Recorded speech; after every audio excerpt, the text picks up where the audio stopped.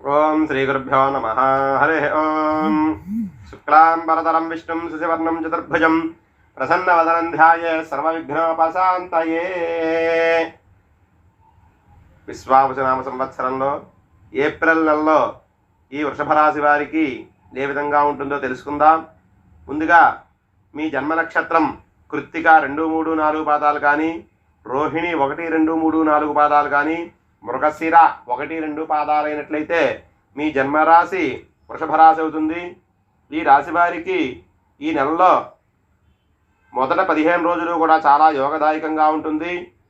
అన్ని రంగాల వారికి కూడా లాభదాయకంగా ఉంటుంది. చేసేటువంటి వృత్తి వ్యాపారాలన్నీ కూడా చాలా అనుకూలిస్తాయి. ఆదాయం బాగుంటుంది. ఆరోగ్యం కూడా చక్కగా ఉంటుంది. కానీ తర్వాత 15 రోజులు కూడా కొన్ని సమస్యలు ఎదురవడానికి చాలా వరకు అవకాశాలు ఉన్నాయి. మిత్రులతో విరోధాలు రావడానికి అవకాశం ఉంది. అధికంగా ధనాన్ని వ్యయం చేస్తారు. ఆరోగ్యంలో కూడా ఇబ్బందులు ఉంటాయి. స్త్రీలతో ఇబ్బందులు ఉంటాయి. శత్రువుల వల్ల భయం కూడా కలుగుతుంది. ఇక విద్యార్థులకి విద్యా విషయంలో కూడా ఇబ్బందులు పడతారు.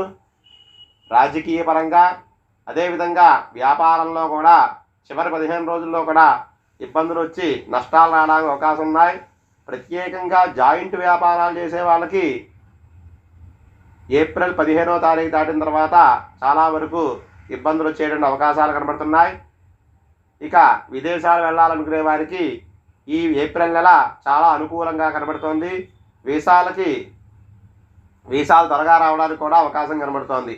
మొత్తం మీద ఈ వృషభ రాశి వారికి ఈ ఏప్రిల్ నెల అన్ని విధాలా కూడా లాభదాయకంగా ఉంటుంది. ఇంకా కొంతమందికి ఎవరైనా సరే ఇబ్బందులు పడుతున్నట్లయితే వారు ఒక 4 శుక్రవారాలు ఆ అమ్మవారి ఆలయానికి వెళ్ళి ఆ అమ్మవారిని దర్శనం చేసుకుని లలితా సహస్రనామ పారాయణం చేయడం వల్ల కొంతవరకు శుభప్రదంగా ఉంటుంది. స్వస్తి.